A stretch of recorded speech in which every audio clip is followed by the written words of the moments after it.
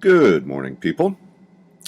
Just a quick note for you, some thoughts as we draw near the nadir of the year in the northern hemisphere near the solstice. It's a cold, foggy morning here on the river. Actually, I like the winter. We've had some pretty heavy conversations about resource scarcity and collapse and all the rest of it, and I understand that that can get very depressing. Very depressing, okay? Um, I want to offer a reflection for you that might be useful because sometimes when we deal with conversations about things that are difficult to think about or accept or really challenge our courage, we have a disincentive to think the whole thing through. And it seems so terrifying that it seems like there's no way out and there's no strategies. Again, I come from this with an eye towards ecology, sustainability, that sort of thing, and it's not necessarily true. So allow me to offer up a touch of a metaphor. Okay, so let's model a collapse environment and think about it. Let's say that we are jackrabbits, and like jackrabbits are prone to do, um, not be very thoughtful and tend to overbreed and overrun their resource, and they're notorious for going through cycles of population expansion and collapse, just like civilizations do, but that's okay, right? I don't know if there's libertarians among jackrabbits, but there probably is. And all the other curiosities, especially towards the end of the population explosion. But let's just say that you have a resource of grass and you have jackrabbits, and the jackrabbits are not prudent, and they breed too many of them, and lo and behold, they wake up one day and there's not enough grass to go around, and the jackrabbits begin to starve. Okay? What happens? Well, all sorts of weeping and wailing and gnashing of teeth, obviously. A lot of scrabble and a lot of violence among jackrabbits. That isn't too surprising. The question is, what happens to the jackrabbits who somehow survive at least the early part of the collapse curve, which, of course, is inevitable if you have jackrabbits who eat too much and breed too much? Well, interestingly enough, the jackrabbits that can weather the early part of the collapse curve, and it doesn't have to be very long into the collapse curve, if they can just hang out for a bit and basically disembroil themselves from the chaos, it doesn't take very long until the remaining jackrabbits find themselves in an environment of abundance once again, because many of their peers have disappeared. Not only that, the jackrabbits that persist will find that most of their predators um, that had been nuisance to them previously have also disappeared because, of course, the predators, say the coyotes and such, their population was contingent on the abundance of jackrabbits. And now there's a whole pile less jackrabbits, so there's a whole pile less coyotes. If you're a jackrabbit, and somehow you're a clever enough jackrabbit to just keep your powder dry and wait and hang out and last a little longer than your peers, it's quite likely that you will find yourself in an environment that is more prosperous than it was prior to the collapse, simply because you have less competition and less predation. There's another interesting aspect to this too that can inform us.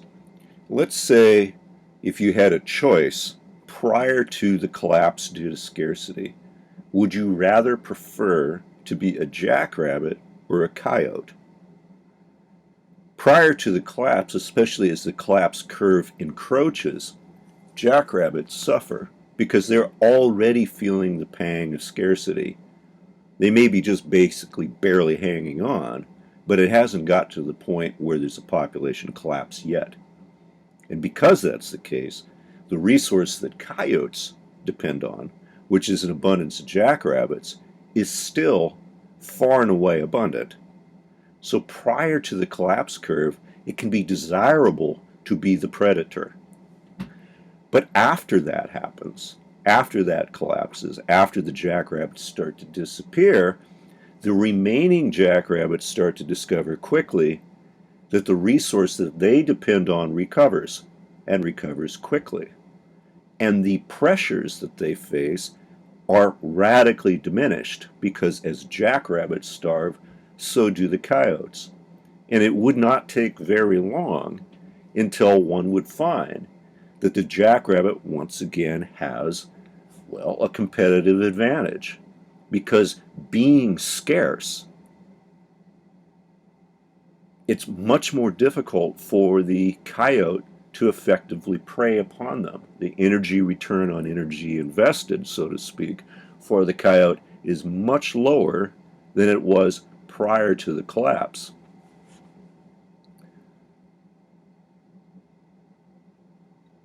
What I'm getting at is that prior to a collapse curve, it is more efficient to be a harvester of value than a creator of value. After the collapse, it is far more beneficial to be a creator of value than a harvester of value. Maybe there's strategies there that we can interpolate from that. Now I would suggest that for you thoughtful individuals, you might be able to see quite quickly that this dynamic is already playing out. In the friction between, say, labor and industry, or, say, working class versus pensioners, or versus technological elite versus other forms of business, or any of this, that perhaps this would be a very clear example, renters versus landlords. Prior to the collapse, while there's still abundance, especially abundance of free capital, in essence, if you happen to be of the privileged class, it's far more profitable to be a landlord than it is to be a renter. But landlords ultimately are dependent on renters, just like coyotes on jackrabbits. And the fact is that after the collapse curve, you're far better off to be a renter than you are to be a landlord, because you are where the value comes from, and it is now scarce.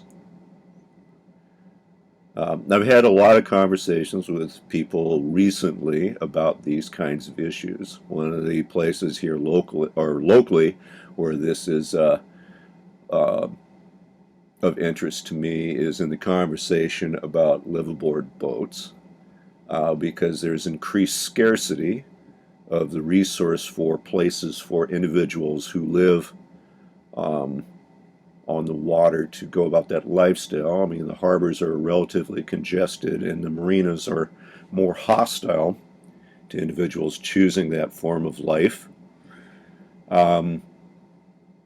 mostly for economic reasons.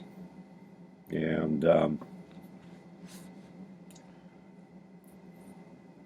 I think what is clear also, if a person is looking at this, that we are very near the collapse curve in that lifestyle as well, that we have a large number of our populations that are not the most witty of jackrabbits. They have taken for granted that the resource is abundant. It's not. Scarcity is about to rear its ugly head, and suddenly for those individuals who are higher functioning, say, liveaboard jackrabbits, I expect that very near in the future, there's going to be more abundance and more opportunity for the lifestyle than at the current moment, which I would say is very near its peak.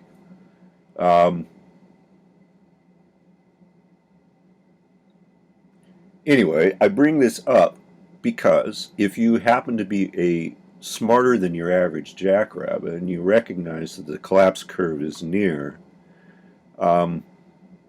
it doesn't have to be that dismaying. In fact, there are strategies that are likely to present themselves to you, recognizing that if you can just disengage and sneak through the bottleneck, once you're on the other side, things might be a lot better even than they are now if you are clever and well positioned. Something to chew on. I'm going to make pancakes and go to work. Have a good one.